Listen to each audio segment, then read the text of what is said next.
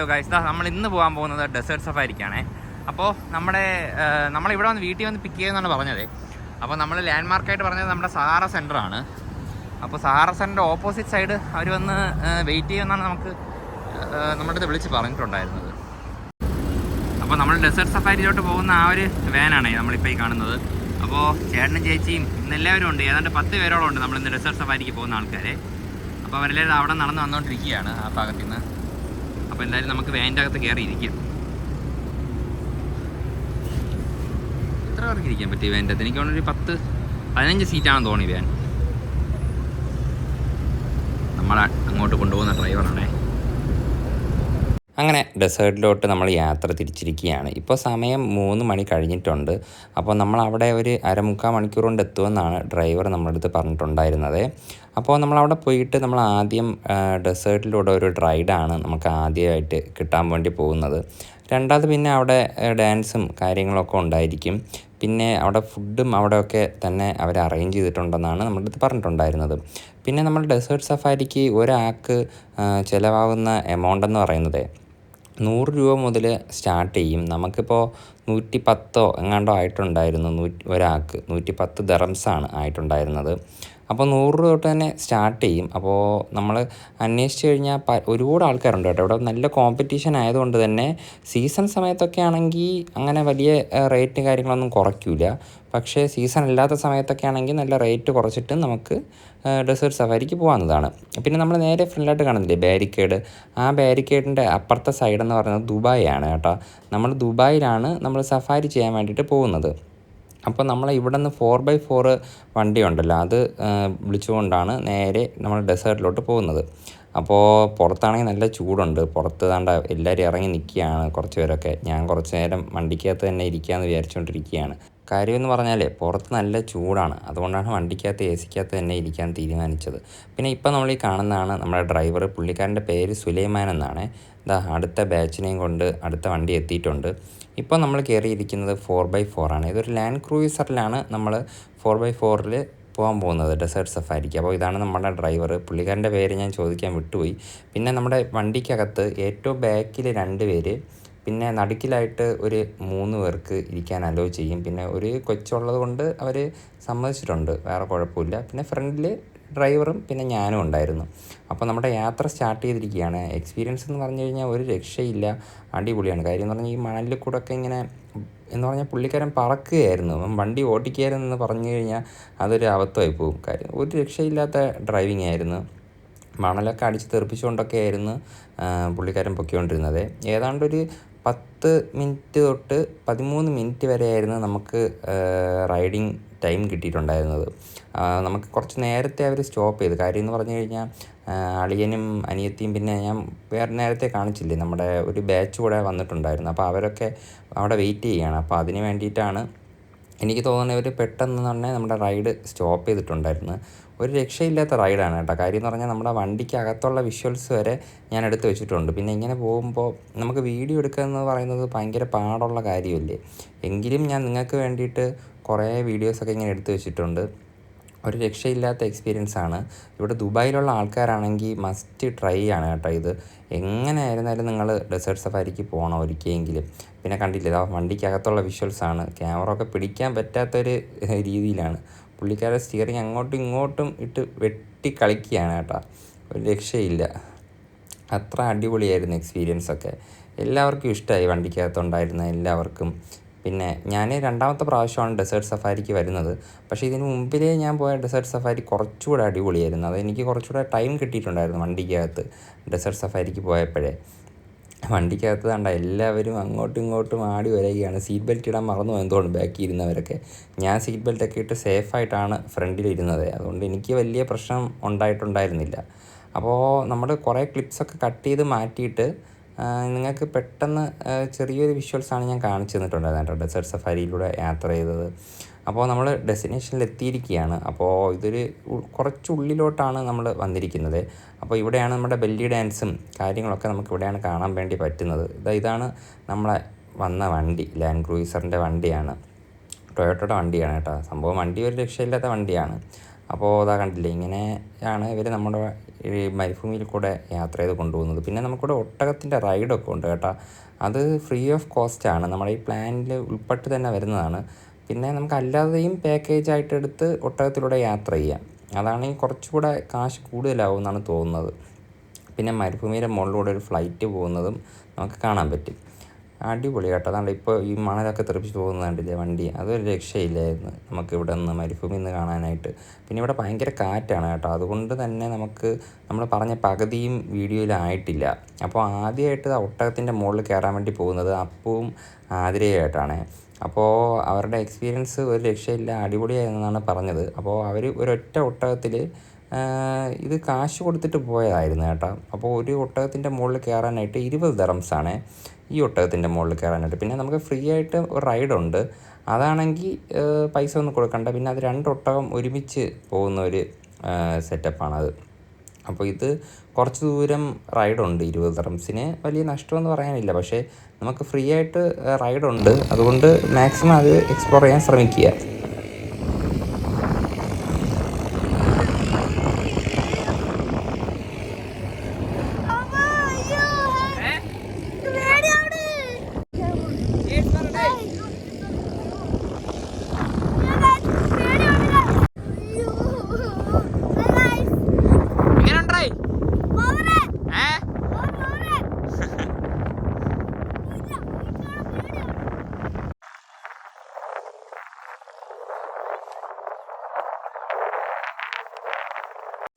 ഇപ്പം നമ്മൾ ക്യൂവിൽ നിൽക്കുകയാണ്. അപ്പോൾ ആണെങ്കിൽ മണൽ വാരി കളിച്ചുകൊണ്ടിരിക്കുകയാണ്. അവൻ ആദ്യമായിട്ട് മണൽ കണ്ട എക്സൈറ്റ്മെൻറ്റാണ്.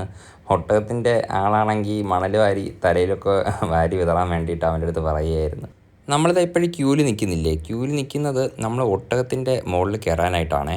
അപ്പോൾ ഫ്രീ ആയിട്ട് ഞാൻ പറഞ്ഞില്ലേ ഇവിടെ റൈഡ് ഉണ്ടെന്ന്. അപ്പോൾ ഈ ഒട്ടകത്തിൻ്റെ മുകളിലാണ് നമ്മൾ ഫ്രീ റൈഡ് പോകുന്നത്. അപ്പോൾ ഇതിന് കാശൊന്നും കൊടുക്കേണ്ട ആവശ്യമില്ല, നമ്മളെ പാക്കേജിൽ ഓൾറെഡി ഇൻക്ലൂഡഡ് ആണ് കേട്ടോ ഈ ഒട്ടകത്തിൻ്റെ മുകളിൽ കയറാനായിട്ട്. അപ്പോൾ നമ്മൾ ആദ്യം വന്ന് നിൽക്കുമ്പോൾ ഒരു 5-10 പേര് മാത്രമേ ഉണ്ടായിരുന്നുള്ളൂ ക്യൂവിൽ. ഇപ്പോൾ ക്യൂ ആണെങ്കിൽ ഒരു രക്ഷയില്ലാത്ത നീളമായി. നമ്മൾ ഒട്ടകത്തിൻ്റെ മുകളിൽ കയറി ഇരിക്കുകയാണ്. അപ്പോൾ ഒട്ടകത്തിനെ എണീപ്പിക്കാൻ വേണ്ടിയിട്ട് പുള്ളിക്കാർ ഒട്ടകത്തിൻ്റെ ബാക്കിൽ അടിക്കുന്നതും ഒട്ടകം പാവം ചാടി എണീക്കുന്നുണ്ട്. ബാക്കിലുള്ള ഒട്ടകം, രണ്ടാമത്തെ ഒട്ടകം ഉണ്ടല്ലോ, ആ ഒട്ടകം ഇത്തിരി അനുസരണമുള്ള ആളാണ്. കാര്യം എന്ന് പറഞ്ഞു കഴിഞ്ഞാൽ ഇവൻ അടി കിട്ടിയത് കണ്ടതും മര്യാദയ്ക്ക് എണീക്കണമെന്ന് പറഞ്ഞാൽ അവൻ എണീറ്റ്, അല്ലായിരുന്നെങ്കിൽ അവനും കിട്ടുമായിരുന്നു അടി. അപ്പോൾ ഈ ഒട്ടകത്തിൻ്റെ മുകളിൽ നമ്മൾ കുറച്ച് ദൂരം ഉണ്ട് കേട്ടോ. കാര്യം എന്ന് പറഞ്ഞാൽ ഒരു 4 മിനിറ്റോളം നമുക്ക് ഒരു റൈഡ് ഉണ്ടായിരുന്നു ഈ ഒട്ടകത്തിൻ്റെ മുകളിൽ ടോട്ടലായിട്ട്. അപ്പോൾ ക്യാമറയും കാര്യങ്ങളൊക്കെ എനിക്ക് വീഡിയോസൊന്നും എടുക്കാൻ പറ്റിയില്ല കേട്ടോ. അത് എടുത്ത വീഡിയോസൊക്കെ എനിക്കൊന്ന് നഷ്ടപ്പെട്ടെങ്ങനെയോ. അപ്പോൾ അതാണ് ഞാൻ ഒട്ടകത്തിൻ്റെ മുകളിലിരുന്ന് ഉള്ള വിഷ്വൽസും കാര്യങ്ങളൊന്നും കിട്ടാത്തത്. പക്ഷേ നമ്മുടെ യാത്ര അടിപൊളിയായിരുന്നു. അടുത്ത ചിച്ചു ചേച്ചി ഒട്ടകത്തിൻ്റെ മുകളിൽ കയറാൻ വേണ്ടിയിട്ട് പോവുകയാണ്. ചേച്ചിക്കാണെങ്കിൽ ഒട്ടകത്തിൻ്റെ മുകളിൽ കയറാനായിട്ട് പറ്റിയില്ല. ചേച്ചി തോൽവി സമ്മതിച്ചത് ഇപ്പം തിരിച്ചു വരുന്ന വിഷ്വൽസ് നിങ്ങൾക്ക് കാണാൻ പറ്റും. എന്ത് ചേച്ചി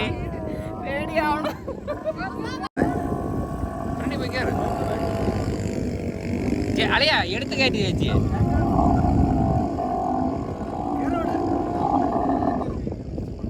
എടുത്ത് കയറ്റ്.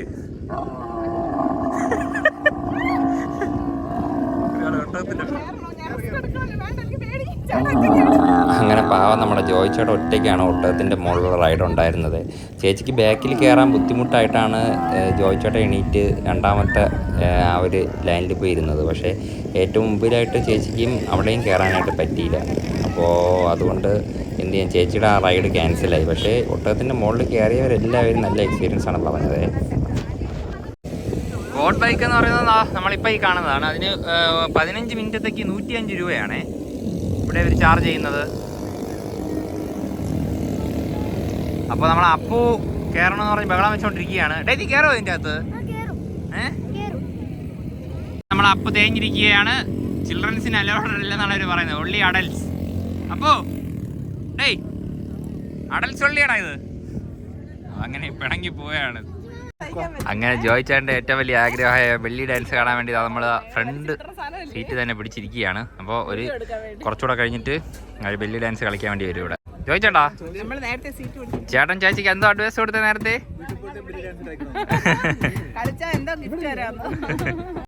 ഓ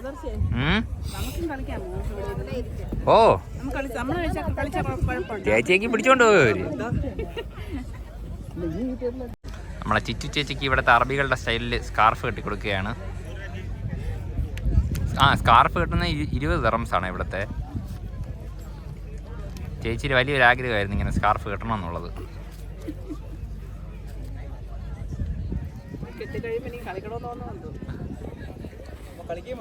ചേച്ചി അങ്ങനെ ബെല്ലി ഡാൻസ് കളിക്കാൻ വേണ്ടി സമ്മതിച്ചിരിക്കുകയാണ്. കഴിഞ്ഞ് അങ്ങനെ ചേച്ചി ഒരു കൊച്ചു അറബിയായി.